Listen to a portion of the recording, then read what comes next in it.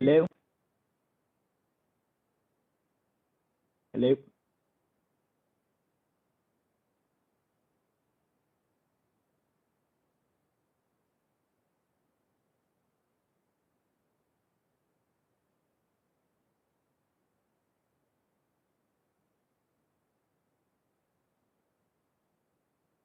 Can you hear me?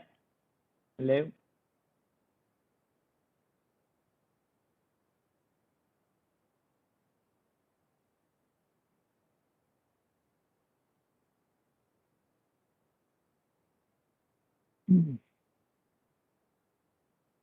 Hello?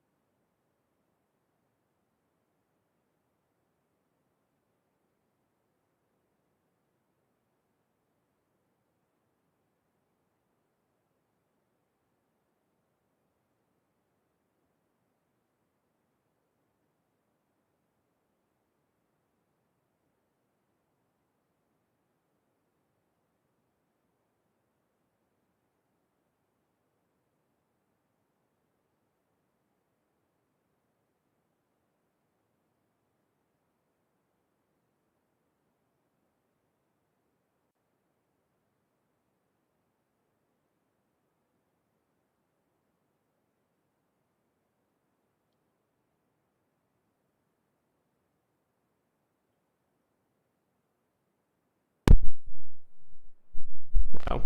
Well, you know what it was? I didn't even have my microphone put in because I keep on having to move my microphone every time to work. Oh, that's embarrassing. All right. So, James, can you hear me? There we go. Yep. Oh, that is so bad. I think I've been doing the whole stream the last half hour without my microphone. Oh, It's really funny. because I was in a rush to get everything prepared because I had dinner and everything, and it was just like, oh my god, it's 6:15, running up, had to set up everything and get this thing going and that thing going, set up my monitors and everything, because my streaming station is my work desk, believe it or not. Don't worry. That's the theme of today. It's been an awful day, and I got some free picks tonight for viewers tuning in, and we'll just try to end the day on a strong note. Yeah, worst case, we just go a little longer, or we just end the day, don't matter. But all right, so I'm just going to run through quickly kind of what I've been talking about for the last half hour. Wow. Oh, man. Once I get a more permanent setup here and things are kind of settled in, I'll have my own desk for this, so we'll be a little bit better. But basically what I was showing this entire time was gold and silver. As far as investments, it'll kind of drop a little bit right after a recession or a market crash, and then right around once things kind of fall down and everything kind of reaches the bottom, people start picking up precious metals and they start buying into it pretty heavily, and then it starts going back down when the market returns to pre lows, pre highs of the before the crash. So gold and silver, it's a good investment to hold, but it's kind of like a lifetime thing. The value of gold and silver is intrinsic. It's always going to be there. And the only thing that changes it is basically how much money we print. So. Yeah, it's a good stock. I mean, or a good investment to have. I know one stock I've been eyeing in the gold sector is Kinross Gold Corporation.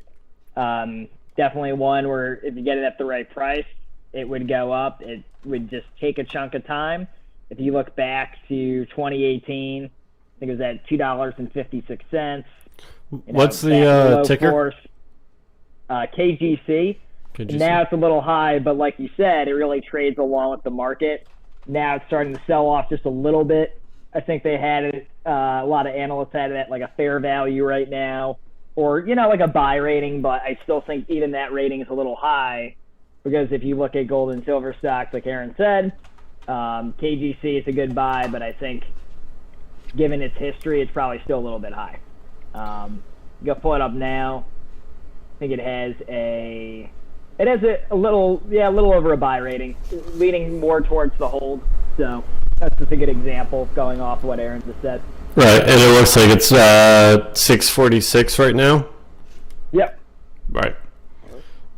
Yeah, because the good thing about gold stocks is it's kind of a way to invest in a precious metal without actually buying the precious metal. It is, basically when you look at a value of a stock, it's basically the company's cash flows, how many assets they have minus their liabilities, and how many stocks they have, and basically their value divided by how many stocks they have is the price per stock. Now, that's not always true. We've seen with a lot of companies that just skyrocket for no reason. But as far as like gold company like this, it's pretty much intrinsic based on how much gold they have and what the value of gold is at the moment. So yeah, a little high to be buying now, I still think. That's why it's more short to hold.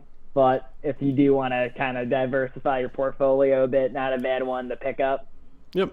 Might be more stable for half the year if you want to do a long-term hold on it versus some of these short sellers. This is definitely one that you would have for a while. Right. Yeah, so it looks like it could drop a little bit more and might be a good pickup. So. And then absolutely. Yep. And then space. I looked at that at the beginning, and I do have it currently. I have 15 shares, which goes into the $1,000.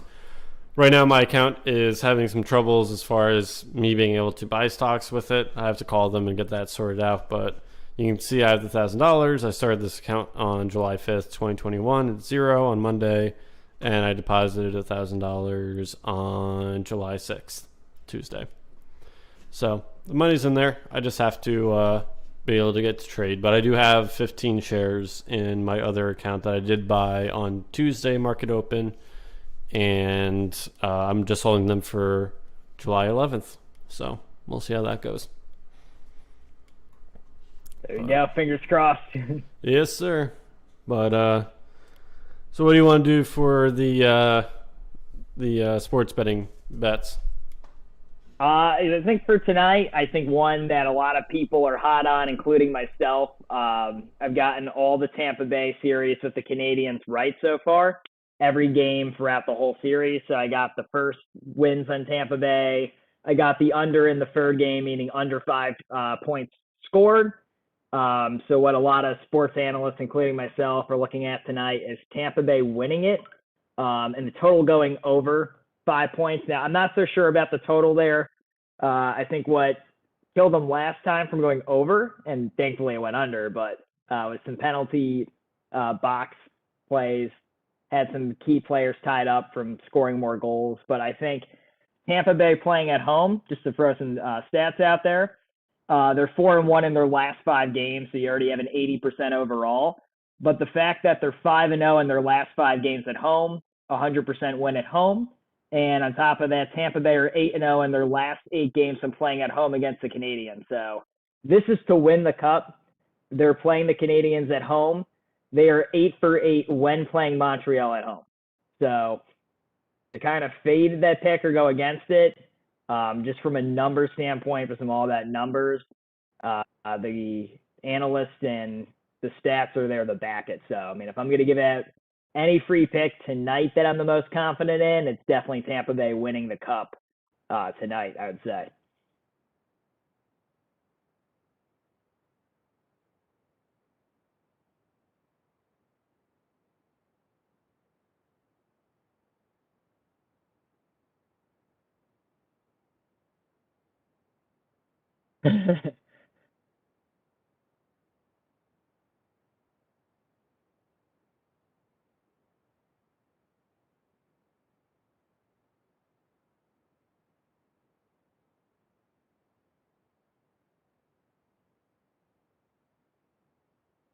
Yeah. Yeah, so if you want a quick freebie, that's definitely one for tonight. Keep your eyes on that one.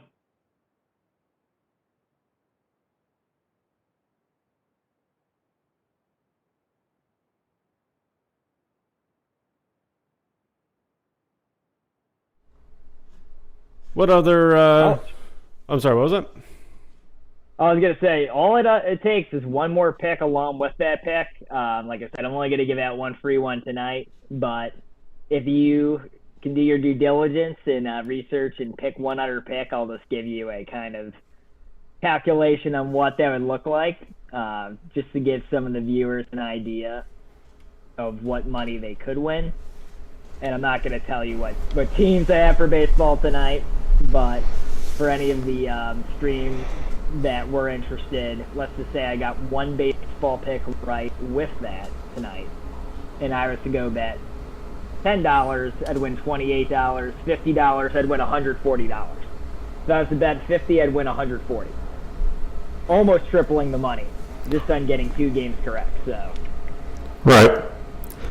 So keep an eye out for those picks, and yeah, I mean, if I had money, or if it was legal. Not a lot of money to win a good chunk of money, and like Aaron said, I mean, unless you're in the state of New Jersey and a few others, unfortunately, you have to go to a bookie like DraftKings or FanDuel, whatever's close by you, because only land wagering is legal in most states. So right. So we'll see how things go, but there is a general trend towards that. So hopefully once that becomes a huge thing, then things will open up a little bit. Yeah, at least in the state of New York, it's been passed. It's just they're thinking active around Super Bowl time, so we do have quite a bit, like to the winter really, till that will be a thing. But yeah, as far as other states, work in progress for sure. Oh yeah. But yeah, I mean that's gonna be crazy if you think about like around the time of the Super Bowl, and you know how many people are going to be getting into it, and you know all the bets that are going to be made. That's going to be crazy, and you never know with those games. At least for just me being an average sports watcher, so it always seems like something crazy happens. The unexpected. Yeah, like I said, there's like serious potential to win a lot of money in a short period of time. Like I said, in my own experience, I still think with all my bets up to date, I'm taking a little break this week, but I'm up to still $2,540 net profit. That's under 2 weeks of actually doing it.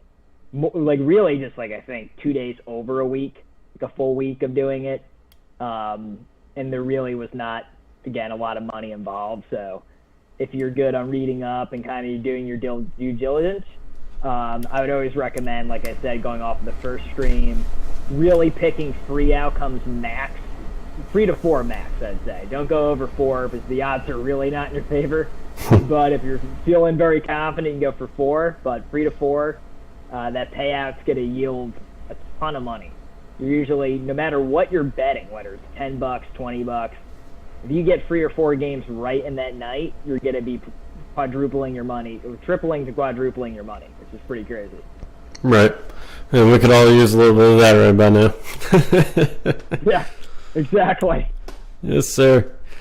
But, yeah, so are there any stocks that you were thinking about? Because I know that you're kind of in the sports betting world, and that's kind of your thing. But I figured I'd open up the floor if you wanted to look at anything. Yeah, right now I've been very quiet about the stock market for me, only because I've been making way more money. Sports betting, like I said, could hit 3,000 net profit really soon, which is crazy. So I haven't been as focused on stocks, but one that I've held for quite a while, which is yo-yoed back and forth, is American Airlines. I think the only reason I haven't sold it off yet, I still think it has kind of the COVID trading around it. I still think that it could rebound come later fall, even late summer. I could definitely see that all of a sudden, kind of like space, having like a lot of momentum news around it, trading up again, because it wouldn't be the first time where it sold back off into like $20 like it did today, and then a month or two later it shot back up to 23, up to 25. Kind of has this pattern of doing it. The financials around it are awful, but I still think that it's really a momentum traded stock, and I could definitely see this being something where Wall Street's selling it off just to buy it in at 20, and then gaining a few bucks on it. At least I could see that happening. Yeah, I think that it's kind of one of those things, because I have the stock pulled up here, and on at least TD Ameritrade, they have the 3-year. And you can see a general trend downward over the last few years, and then the coronavirus really tanked it. But it's definitely rebounded to almost kind of where it was before the pandemic, give or take. But I think that this is one of those stocks where it doesn't really matter necessarily. It's kind of just like, oh, everybody's going to go back out and, take a trip somewhere because, the pandemic's slowly getting beaten. And now that things are opening up, maybe more people are going to travel, and a lot more income is going to start coming in, and there's a lot more incentive behind it, and there's also like inflation, moving a lot of stocks up, and a lot more money in the market. So, I think that that's definitely one of those things that could affect this stock. Yeah, I think it has a few dollars. I've seen a few analysts out there give it a pretty fair valuation, like it was post-COVID. It was 29. It's in the high 20s post-COVID, right before it hit, and it's definitely gone up and down. Kind of around 25, 26 is when it tends to go back down again. So I don't think it's fully there. I think when things start moving again, you'll see it in the high 20s. So if you were to pick it up now, maybe just a little bit. I wouldn't touch that 20. I'd try to get it lower if you could. Preferably if it sold off to like the 18s range and held it to the fall winter, maybe that soon it could be a few bucks, but right. a decent one. And they also have to worry about the new Delta strain as well, as far as things being shut down again, and everything tanking again, which would be there's a few different ways to look at it as far as the market. Like if you didn't have a whole lot of money in and you were kind of just saving up, and the market were to drop back down to, let's just say 15, to be super pessimistic, that would be a wonderful time to buy, because they're going to do the same exact thing again, dump money into the market, just keep on flooding the market with money. And even now, you probably see more money going in, since it's, uniparty control right now. You could see a lot more money going into the market, which would, boost it right back up. And, you could make some huge gains off that if that were to happen. I'm not too sure. But strictly from a market perspective and the forces that would be a good gain if you were to, have the money going into it and not lose your shirt on the way down. So. Exactly. Yep. Right. Definitely one where still got some playing room, I think. Even my dad, who was very pessimistic when I got it, I talked to him recently, and he still thinks it has a few more months. So it'll be one to kind of keep on the watch list. Not as hot as some other ones. Definitely not at the top of a buy list if I had to go make one, but maybe a decent one for people just looking for one quick the pickup. Right. And it should be said that, this isn't necessarily investing advice or investing advice. Yeah. Wow, try saying that 10 times fast. This is kind of just our opinions on it and, how we view it. So make sure you do your own research. Yeah, trust me. I'm way I'm way bigger than I'm way bigger on my sports picks than my stocks. Like, this is like one of the only lap stocks I have. I got out of all my other stocks and sold all of them. I've been solely focused on sports betting. Like I said, I have all the net gains to prove it, and it's all based on research. Like I was just saying earlier with the Tampa Bay success with their record and all that.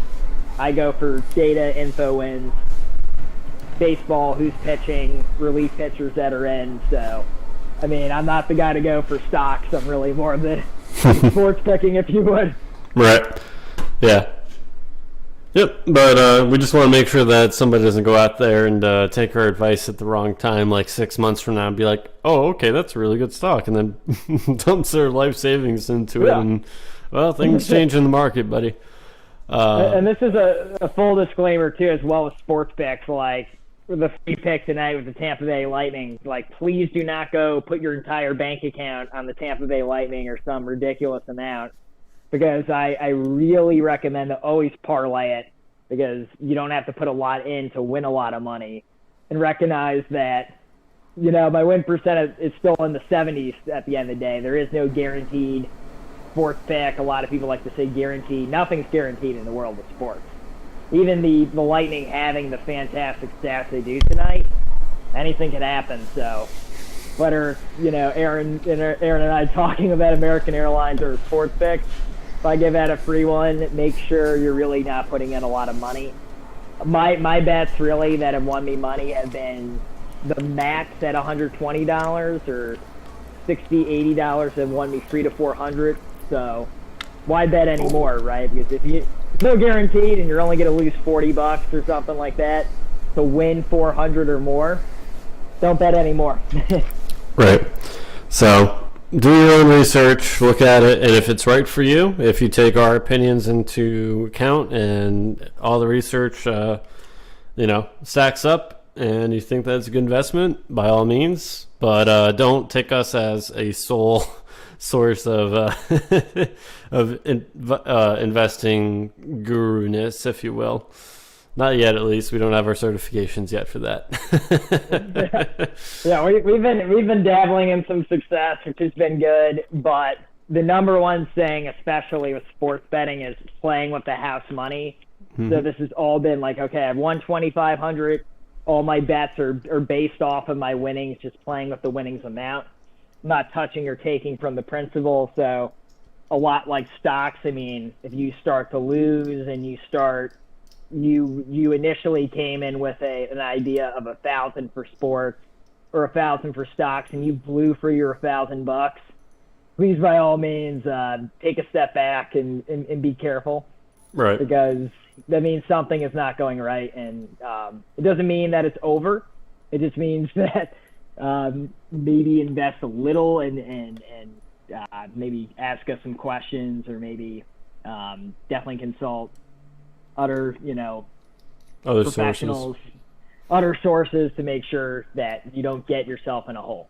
Right. That's why I think whether it's stocks or one of my sports picks, or you're thinking about doing sports, definitely get your own homework. Don't pay for any stock like subscriptions or sports subscriptions on Twitter.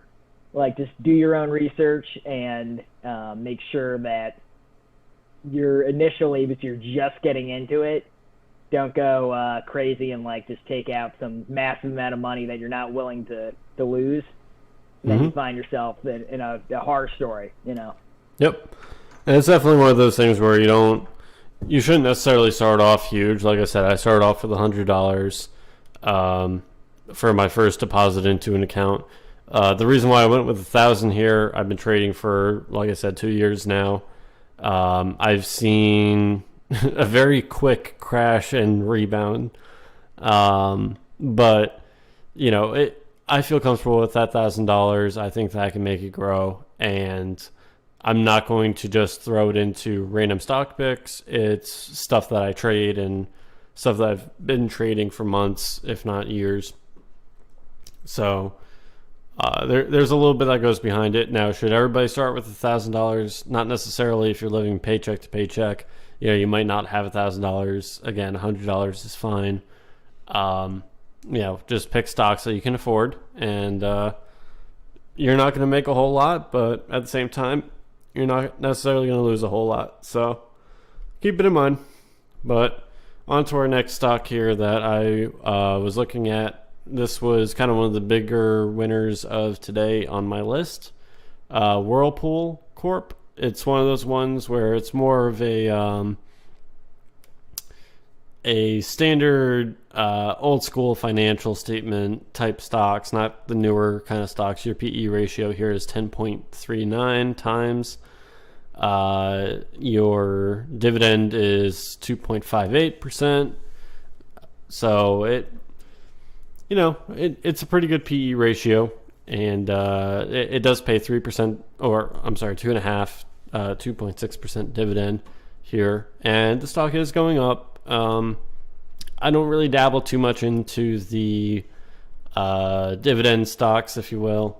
It's a little bit more slower growth, but this is definitely a good strategy if you're older or if you're less risk adverse. Then something where it's like, all right, I buy, let's say $1,000 worth of Whirlpool. Well, my annual dividend yield will be 2.58%. So then that means that I'll make 2.58% on the stock, and then of course you got some stuff, the taxes that you have to pay, and it might go up, it might go down, but if you don't sell, you don't take those those losses or the gains, depending on which direction it goes. But you will make this dividend quarterly.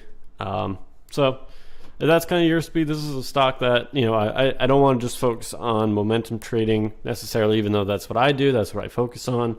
I do have some stocks out there that I have on my watch list that I just like to peep in every once in a while and see how things are going. And this is one of those stocks. Again, good PE ratio. The dividend could be a little bit higher, but if you want to have a safe investment, I like this stock as far as that. Another one in the same realm, just because I want to cover it, ExxonMobil. Now, if you remember last stream, I was talking about the renewable resources, Plug Power in particular. There's other ones like Sun and other such companies, but ExxonMobil is kind of on the other end of the spectrum. Now, you see gas prices, they've gone up. I think it's like $3.50 is the average or something like that. It's about $3 where I am now per gallon.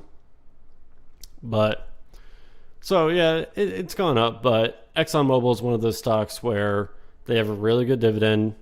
You can see it's 5.67% right there. They don't have a PE ratio for some reason. Not too sure why. But this stock is another good one. And it's actually been climbing, coming back since the pandemic crash.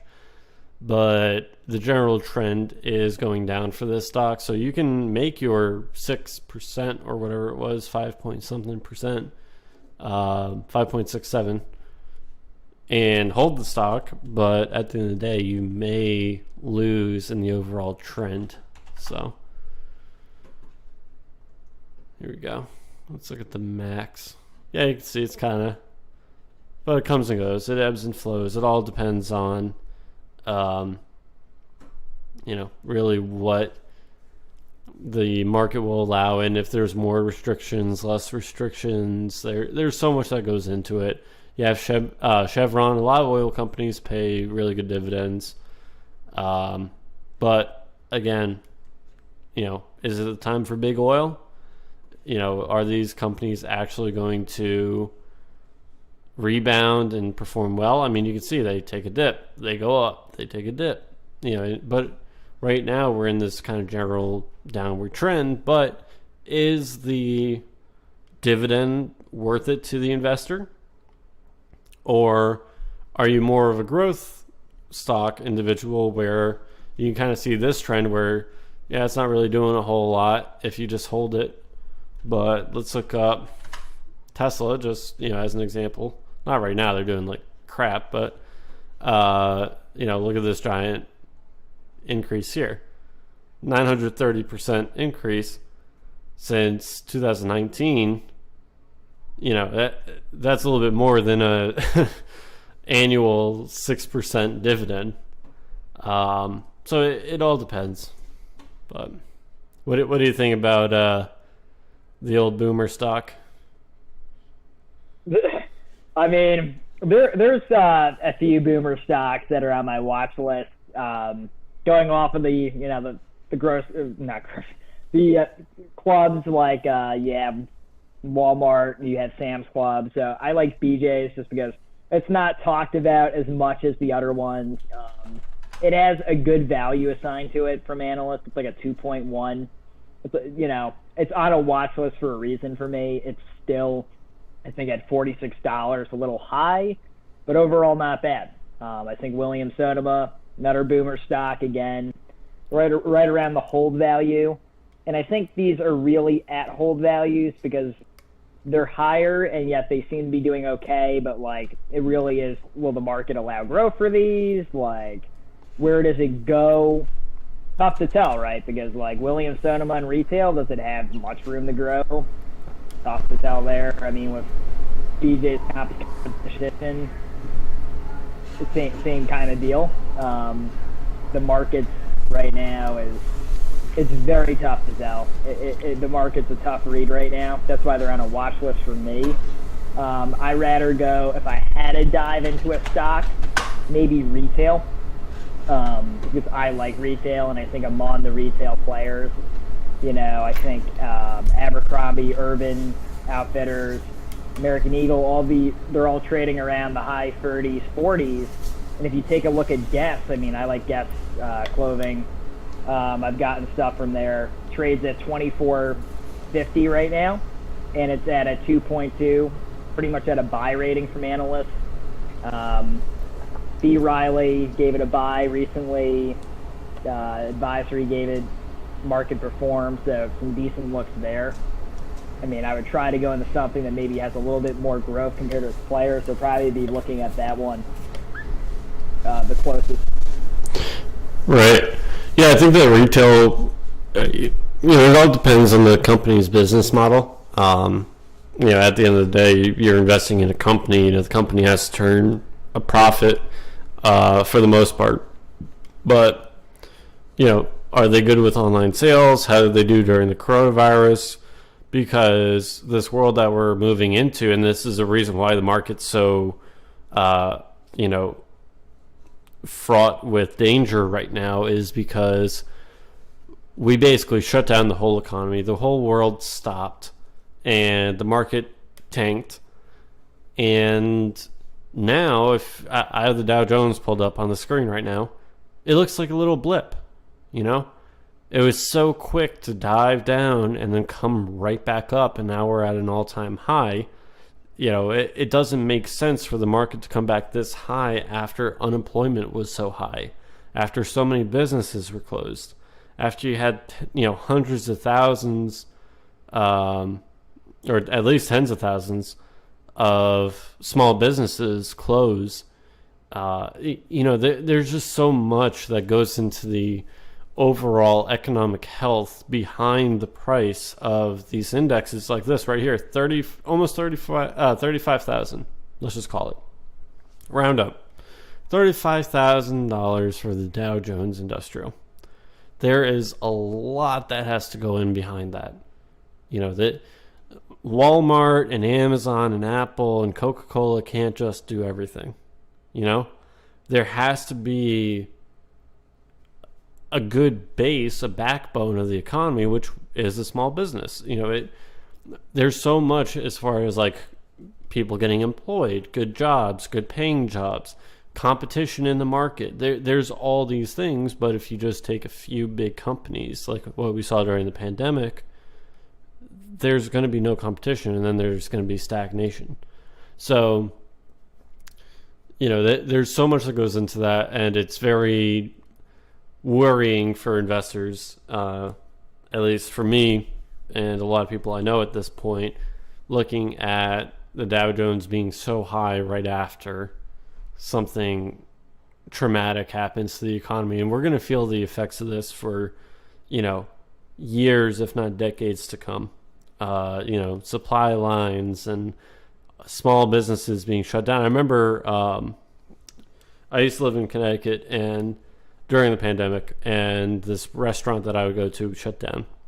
Now, you might think to yourself, oh, it's just a restaurant. You know, you can get pizza anywhere, right? It's a pizza restaurant. Well, the thing is, for me, it's not necessarily an economic impact, right? Because, you know, the people that were employed there, they found other jobs, and, you know, they went to other places or different industries, and I might go to a different pizza place now, but there's so much of, I would go out and get food just to be, you know, just to hang out with the people that own the place, you know, people that serve the food there, because they were all my friends. I knew them, you know, on a first name basis. They had a nickname for me, you know, and it was just a place that you go hang out, get food, have a good time, and spend some hours, you know, just hanging out. But with that gone, now it's like, oh, maybe I won't go out, or maybe your favorite place shut down, so now you don't go out as much, or whatever the impact may be. That's missing from communities. Now, that's not only the economic impact of another small business closing, and therefore less taxes being paid, less, you know, money being spent, and, you know, they have to buy their products, and now those places that supply the restaurant are losing an individual that they sell to. So there's a lot of economic impacts, but it's also a cultural impact as well. You know, you can order Domino's, but, you know, how much are you really going to get to know the Domino's delivery guy? You know, he probably doesn't remember anything after a shift because, you know, he might be baked out of his mind. But, you know, it's those things where you look at the world around you, places shutting down that you've known, you know, places shuttering, and the only things that are really doing really well are these big stores. Amazon's online, Walmart's online, Walmart stores were open. But at the end of the day, why would you put your money into something that the foundation is crumbling? It's very difficult to make that decision and say, yes, this is something I want to get into, when you know at any moment all of this could come crashing down, and, you know, the Fed won't be able to print its way out. And then in that case, that's really, you know, where things go downhill. But that's for another day, another discussion, because that's just such a broad topic. But, you know, for closing thoughts on the rant, it's very difficult to really say that this is a great market to get into. You just have to be careful. You have to be really careful what you get into if you make a long-term investment right now, or how you want to trade. So just be knowledgeable, and, you know, sports tendies is where it may be at. So. Yeah, I agree. I mean, my dad, former accountant, and, you know, plenty years of trading and having success with it, and he's really not trading much now. I mean, he is in a different stage of life, but also just in general, I think there's so much uncertainty right now at the market where, especially like Aaron was saying, like, all these stocks are pretty much around holds right now. Any analyst will give it like a hold option because they don't really know. You know, it's very hard for them to forecast with what's going on, especially with the market. People are very weary of what's to come, what kind of corrections are going to come, especially with meme stocks being a small portion of that category, it's a little crazy to try to guess what's going to happen. So sport attendees tend to be more attractive right now at the state of it. Not to say there's not room for gains in investing. We certainly had some pretty recently with Clover. And that ship has sailed, I think. But just to show you, yes, it's definitely still an opportunity to make some short gains in the stock. I just think they're a lot harder to come by. And I think relative to sports betting, you need a lot more money to make a quick buck there, and it's a lot harder to do. Way more factors go into it. So for me personally, that's why a lot of stocks are on a watch list, and I don't think there's anything wrong with having stocks on the watch list, because then you get in at the right time and you win the game. Like my dad said, I think so many people think you constantly have to be trading on the market, and you really don't. I think knowing which stocks are good or having a few on the watch list is more important. It's all about getting in at the right time and getting out at the right time. So don't be ashamed to just get into stocks if you really like that. I would just say, for me, you can do whatever you want, but I would just put a bunch on your watch list and watch them. And if you have a good entry and exit for them, great, by all means. But for me personally, am I doing it? No, but that's just me. Everyone's different, so that's just what I'm doing. Right. And just to pull up Clover here, because you kind of mentioned it, this is what we're talking about. So we bought in around, where was it? Maybe I think $9 and change. Yeah, like June 4th, give or take. When it was about $9 here. And then it shot up 146% to 13. Where is it? No, 22.15. Sorry. And now it's back down to 9.72. So that's what we're kind of talking about. We bought it in at 9 and we sold it at somewhere in the 20s. Forgot exactly where, 22 or something like that, I think. 17, 18. 21, 22, so, I mean, pretty damn good. I mean, at least in my case, I made about $800. Aaron certainly made more off of that one, but, yeah, I mean, there is opportunities like that. It's just a little trickier of getting out at the right time. That's why I think those are a little bit harder to find, but not to say you can't find them. You can definitely find some short opportunities like that. Right. And I'm just looking at my, because I can see under cost basis on TD Ameritrade how much you make in a stock. So trading Clover, I pull it up here. I don't have it on the computer. I have it on my phone because that's my personal account. But, and of course it's going to take a second to load. But, so yeah, that's Clover. That was Space we covered. Again, hold that until July 11th, and then we'll see how that looks. And then, here we go, Clover. I made $1,500, so not too bad. Not terrible. And then Space, I've made 30% or $860, which I know is, I mean, it all depends on the averages, I guess. But, so yeah, made some good money. But, yeah.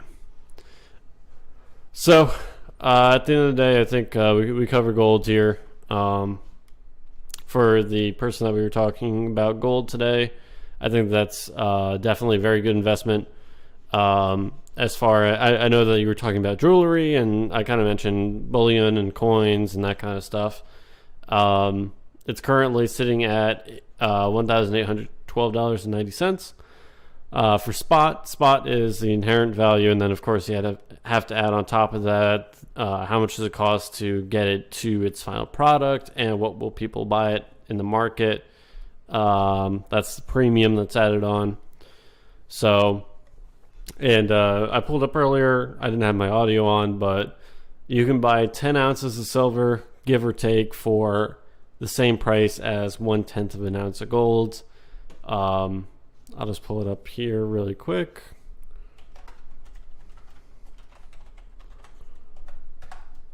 $10-ounce silver bar, you can see it's about $300, give or take, depending on the one that you buy. And then if we were to look at 1/10 ounce gold, depending on what you buy, again, it's a little less, $240, $218, but these aren't, well, that's Australian coins. I was looking at the Gold Eagles.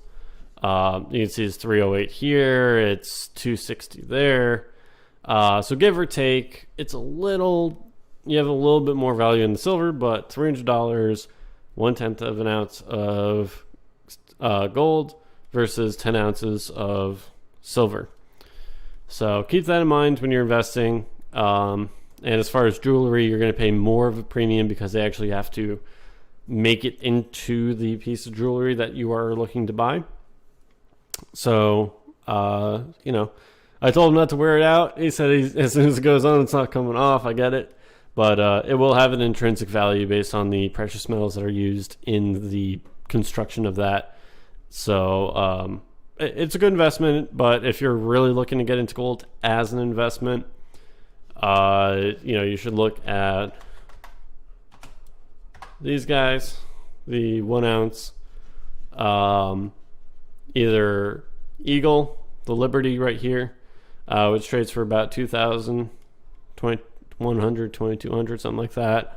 Or the you have the gold bars, the 1 ounce gold bars here. There's different sizes. You can even buy stuff on eBay. You have to be a little bit careful, but you can definitely find some good people trading on here, like actual companies trading. Yep. So you can see Liberty, APMEX. So there are actual Scottsdale Mint. There are actual people on here. I've bought, you know, stuff on here before, and it's reputable. So definitely go check them out. It's a good spot to get your stuff, and you can also resell it if you want to hold it. You can also look into buying stocks. You can go on to websites like APMEX here, and you can actually have it stored at their facilities. I mean, they have rare coins, collectibles, platinum, palladium. So you go to any one of these websites. They have apps on your phone that you can track the spot price for gold and silver. So it's a good investment. It's a smart investment. But jewelry isn't necessarily the investment, but it does have intrinsic value. So take that for what you want. And then as far as stocks, for the rest of the week, I'm going to continue holding onto Space, Virgin Galactic. And that's kind of the only one that I'm really looking at right now. That's the only one I really see. So we'll see how the week goes. But any closing thoughts, Mr. Betts?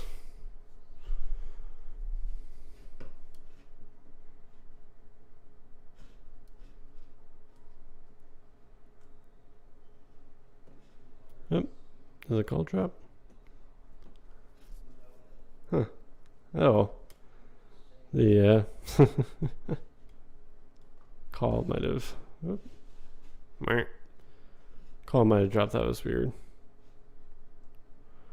But either way, I wanted to thank everyone for coming out. It's just about 8 o'clock here.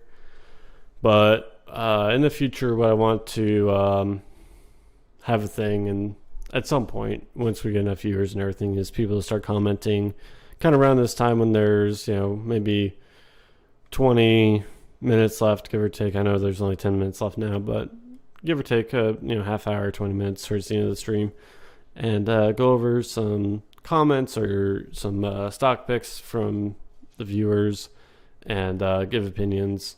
So we'll continue on that, and just continue liking, subscribing, commenting. If there's anything that you want covered, you know, just leave it in the comment section on one of the videos, and I have videos that I'm planning on doing as far as like pre-recorded stuff that, I stand up in front of the camera. I have resources and research done.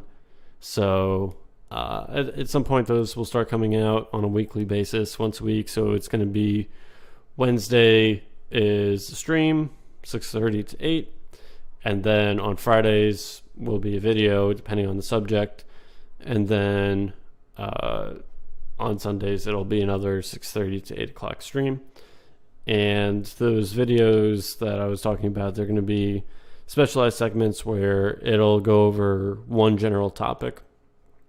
So, for example, like the first one may be how to get into investing. Like what are some things they can learn in the beginning, like looking at average income and of millennials or of people of certain ages, and hey, if you're making this much on average, how much can you afford to put in, and what are some good resources for people to get into as far as like learning about things. I mean, you can watch a stream, you can watch videos like mine or other people's. You can subscribe to certain newspapers as far as like the Wall Street Journal, that kind of stuff. Or I'm sorry, not the Wall Street Journal. I think the Wall Street Journal. But you can go on to Yahoo Finance, stuff like that, to gain knowledge. And then there's paper trading. There's so many things as far as the sports betting. You can set up like a list and try to work on, finding out what works for you, or, who to follow for information on that, and just keep a running tab. I know that's what James did for a while. So, it's stuff like that. And then there's other things I'm looking to do, like interview stuff, help people with learning how to interview better, and in general, just learn more about being able to get jobs, learn about how to make better income so they can invest. So there's a lot coming down the pipeline, but I'm going to end it a little short tonight since James unfortunately timed out there. But overall, I just want to thank everyone for coming out.